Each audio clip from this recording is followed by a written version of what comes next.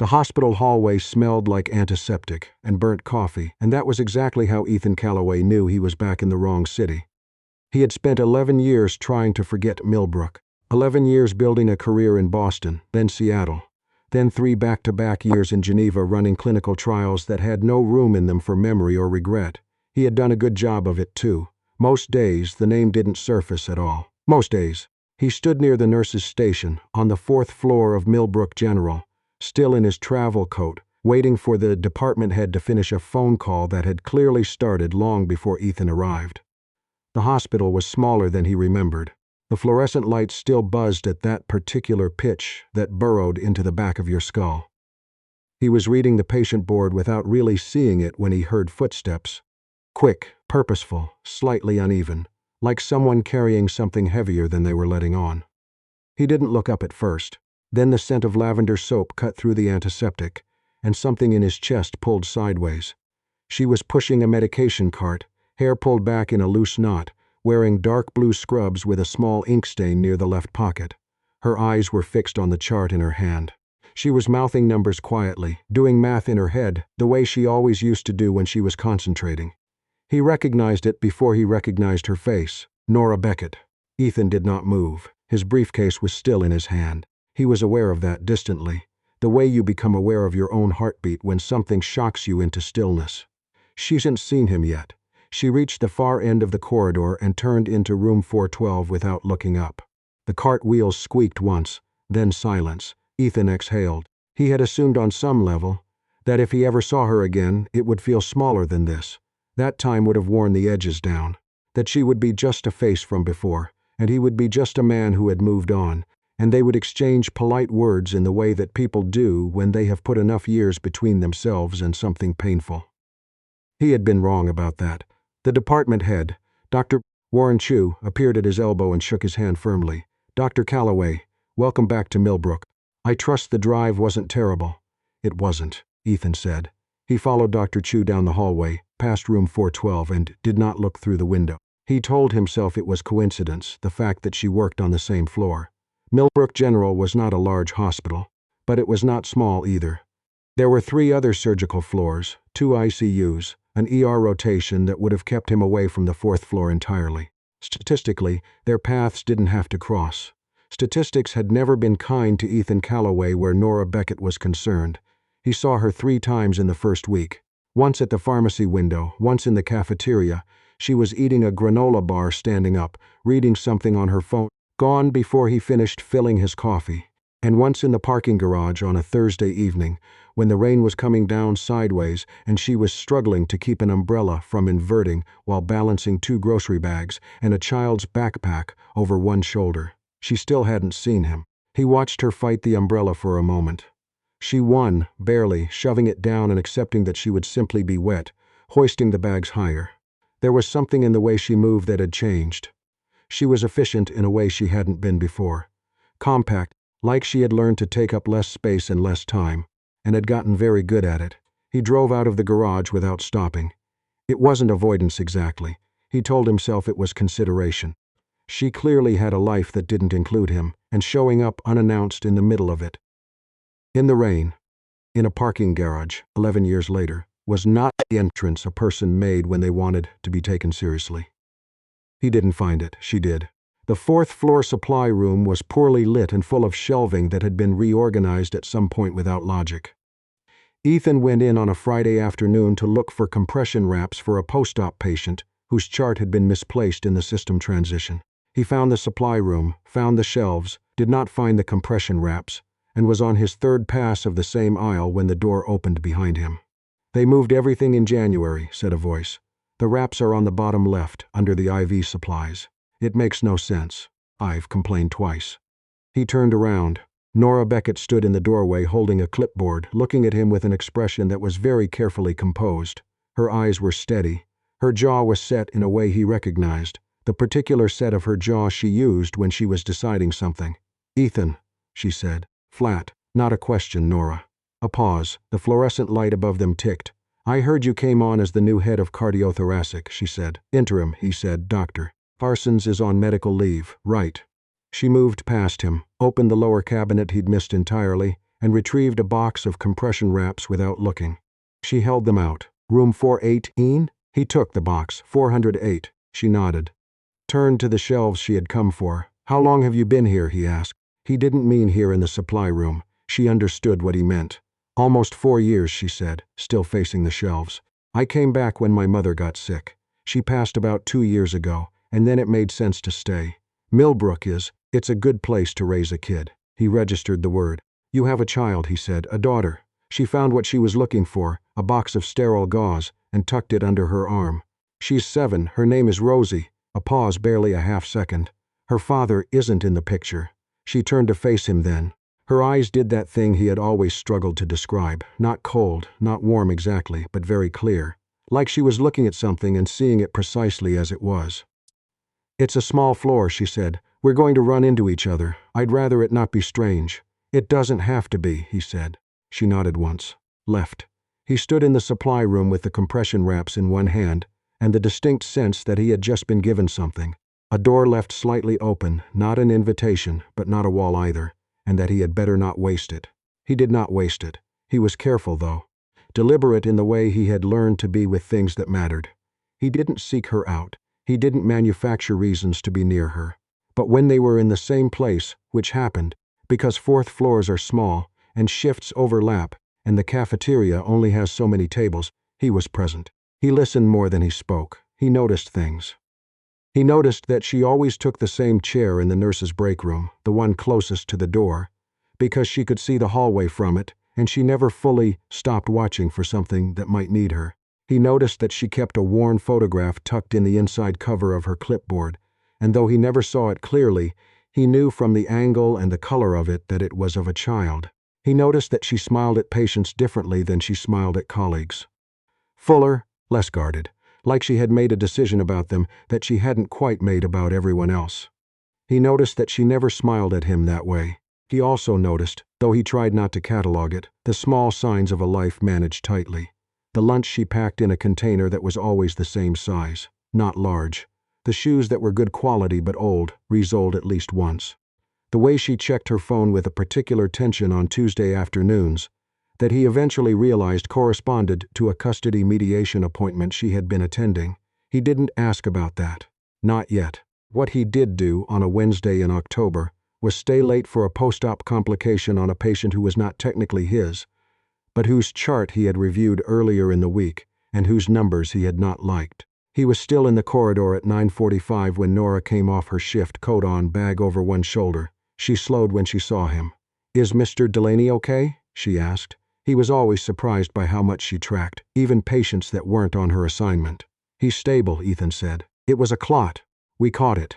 I thought the bruising on his left calf looked off this afternoon," she said. He had read those notes. They were precise and she had been right. And if the evening shift nurse had caught them an hour earlier, they might have avoided an escalation entirely. "Your notes probably saved him a second surgery," he said. She looked at him for a moment, then looked away. "I have to pick up Rosie." "Of course." She started for the elevator. Then she stopped, back still to him. "There's a good diner on Clement Street," she said. "They have decent coffee and they're open until 11. If you're ever stuck late and the cafeteria's closed." A pause. "It's nothing. Just so you know." She stepped into the elevator. He stood in the empty corridor and thought that it was not nothing. He went to the diner the following Friday. He was not expecting her to be there. She was there. She was in the back booth with a girl who had her dark eyes and wore a striped sweater and was very seriously drawing a horse on a paper placemat. Nora was reading something on her phone, one hand curled around a mug, and for a moment Ethan stood at the door of the diner and had the sensation of looking at a life from outside a window. Warm, lit, complete without him. He turned to leave. Then the girl looked up. "Mom, that man is leaving without eating," she said, at a volume designed to carry. Nora looked up, found his eyes. She did not look alarmed or pleased or anything performative. She looked at him the way she had in the supply room, clear, assessing, and then she tilted her head at the empty seat across from her, barely a movement. He crossed the diner and sat down. The girl, Rosie, studied him with the frank interest that 7-year-olds apply to strangers. "Are you a doctor?" she asked. "I am," Ethan said. "My mom's a nurse," said with significant ownership. "She knows more than most doctors."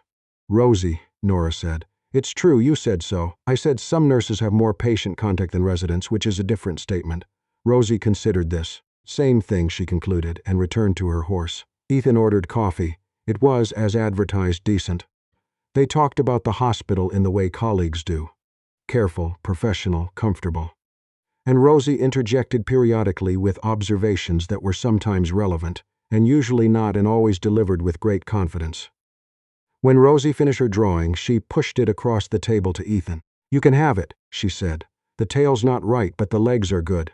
He looked at the horse. The legs were indeed careful and deliberate. The tail was somewhat catastrophic.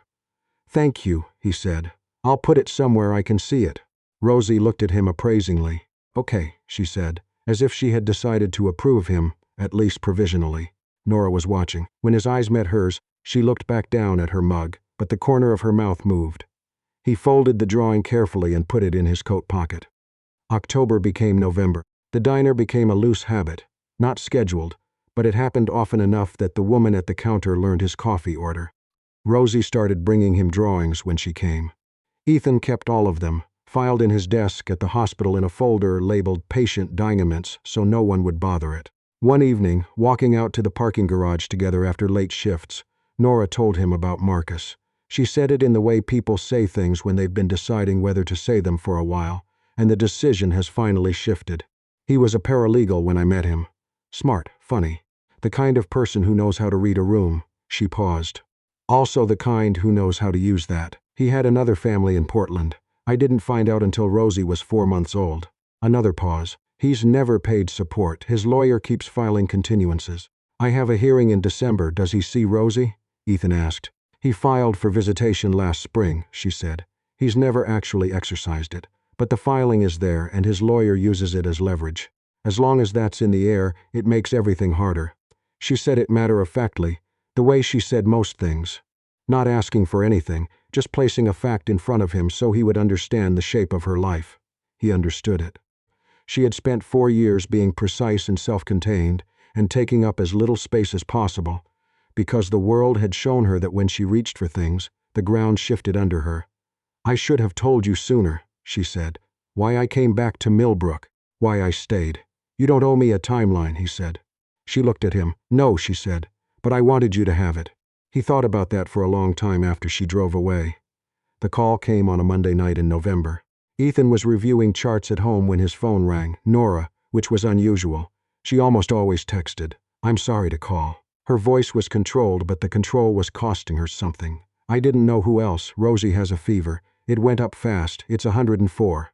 I gave her Tylenol, but it's not coming down, and she's not making sense when she talks, and I know that can happen with high fevers, but I'm coming," he said. "You don't have to. I'm already in my coat," he said. "What's the address?" He drove across town in 11 minutes. The apartment was small and warm and smelled like laundry and crayon wax.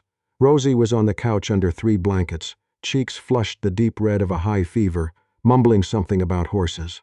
Nora was beside her, washcloth in hand, and when Ethan walked in she exhaled in a way that made it clear she had been holding that breath for a while. He checked Rosie's temperature, checked her airway, asked her careful questions that she answered with the vagueness of a feverish child, but answered. He called the pediatric hospitalist he knew at Millbrook General, described the presentation. Got a recommendation for management at home with specific parameters for when to bring her in. "She's okay," he told Nora. "The fever needs to come down. Keep the cool cloths rotating. If it's not under 102 by 2 a.m., we take her in." Nora nodded. She was sitting on the coffee table across from the couch watching Rosie, and she had the expression of a person who had been holding themselves together for a long time by sheer willpower and was running low. "You should eat something," Ethan said. "I'm fine. You haven't moved since before I got here. When did you eat?" A pause. "Lunch." He found her kitchen, found eggs and cheese and bread, and made toast and scrambled eggs without being asked. He brought them to her on a plate, and she stared at the plate for a moment before she took it. "You didn't have to do that," she said. "I know." They sat across from each other, watching Rosie sleep. The apartment was very quiet. At 1 in the morning, he pressed the back of his hand to Rosie's forehead. Still warm, but less. "Coming down," he said. Nora closed her eyes for a moment. "Thank you," she said. Her voice was different, lower. Whatever she had been holding in for hours. "You don't have to thank me," he said. She opened her eyes. She looked at him across the dim room, across the sleeping child between them. "Ethan," she said, and stopped. "I know," he said, because he did. She looked at him a little longer, then she leaned back against the couch, closed her eyes, and let herself be still. He sat in the armchair across from her until just before 3.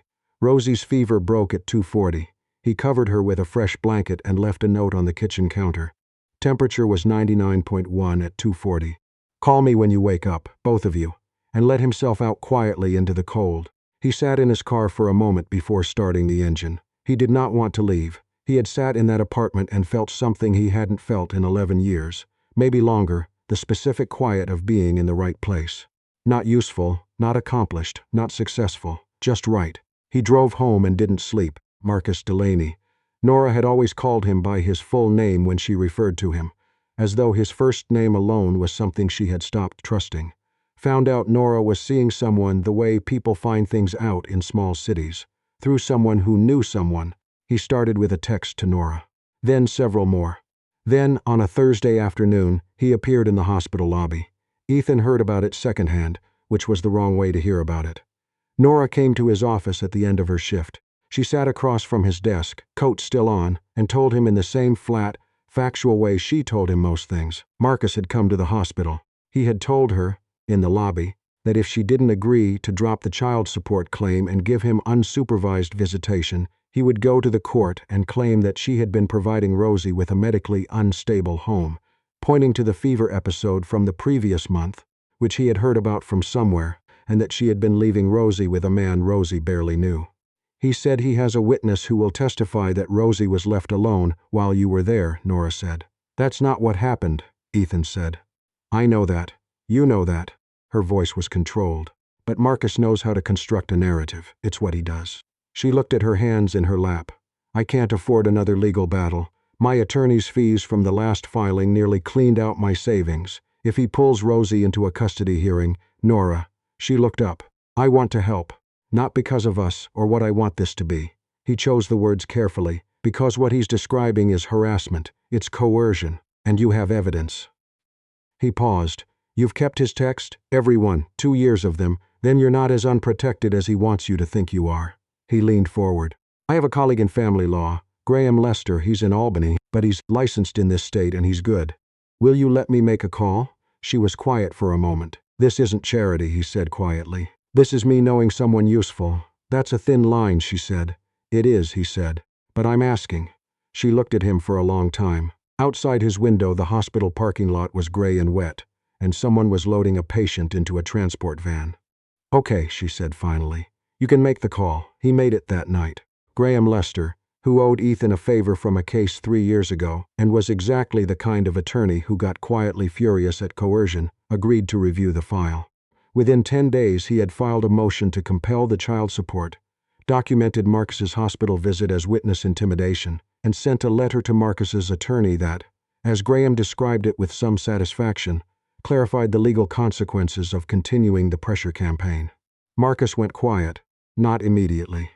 There were 2 more texts in the week after the letter, both of them angrier and less coherent than the ones before, and Ethan read them with Nora at the diner on a Thursday night and said nothing while she processed what she was reading. Then she put her phone face down on the table.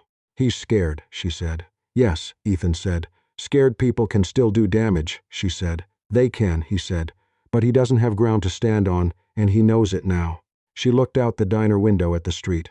"I should have done this 2 years ago. You were doing what you could do," he said, "alone."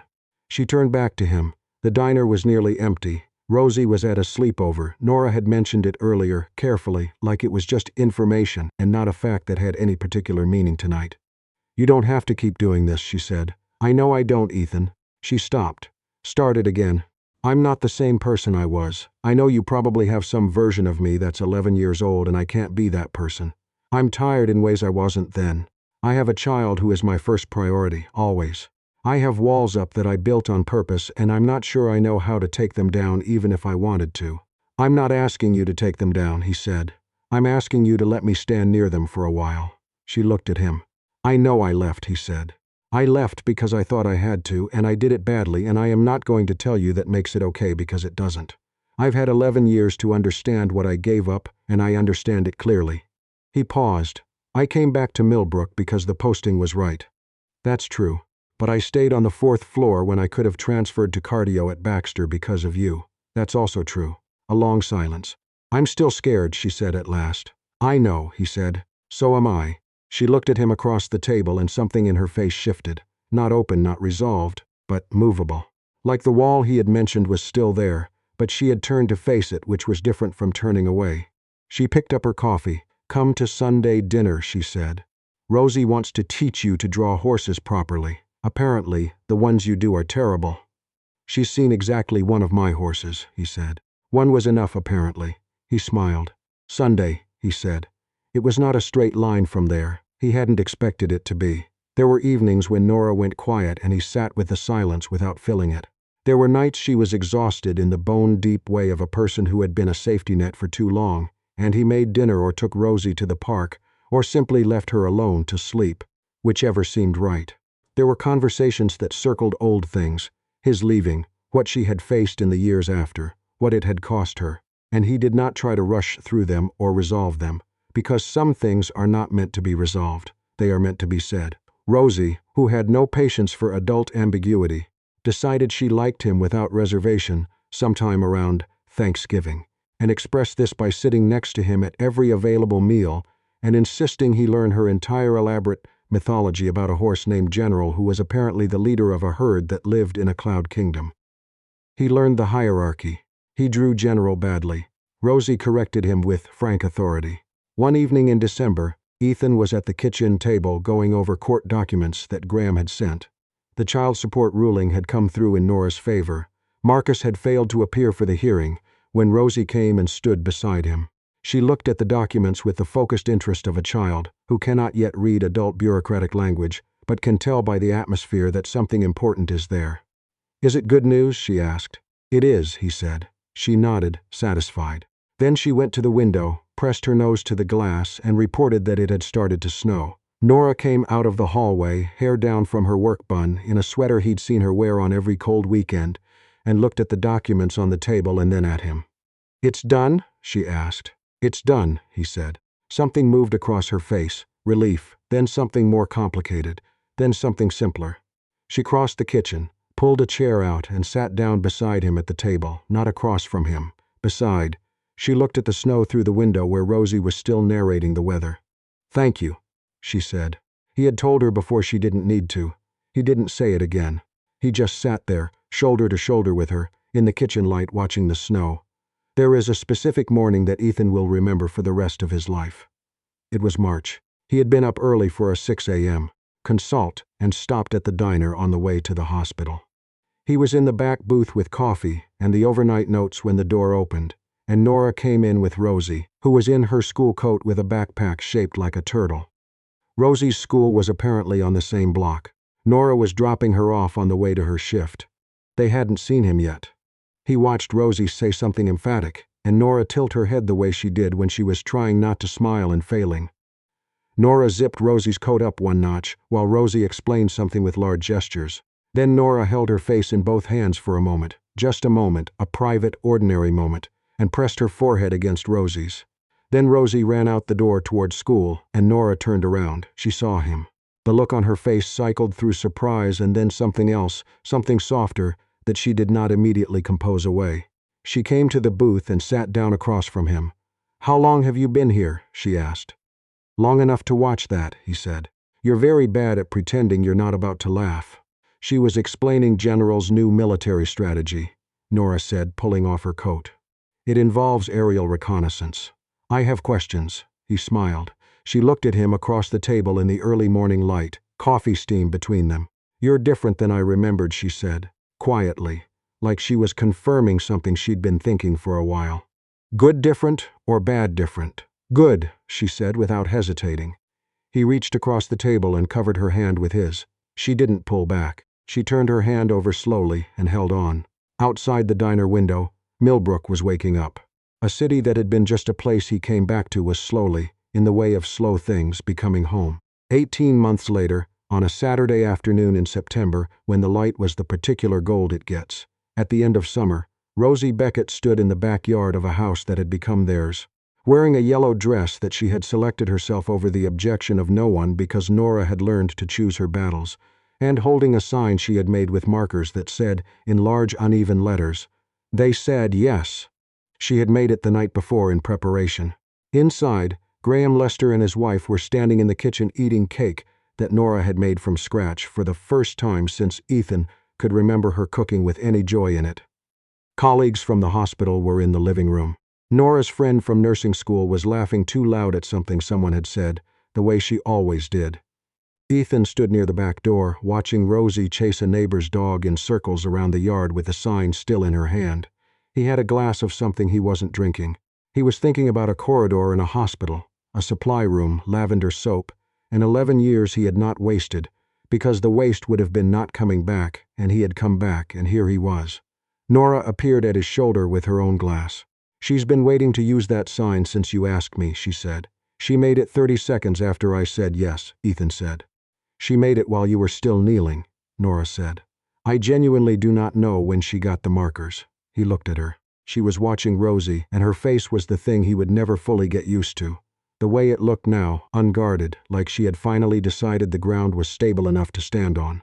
"You okay?" he asked. She looked at him. "Yes," she said. And she meant it in the full sense. The way you mean it when you've spent years not being able to say it, and the word finally fits. He put his arm around her and she leaned in, and they watched Rosie run in the gold September light, the sign bouncing in her hand, the dog delighted and blameless, the world exactly the size it needed to be.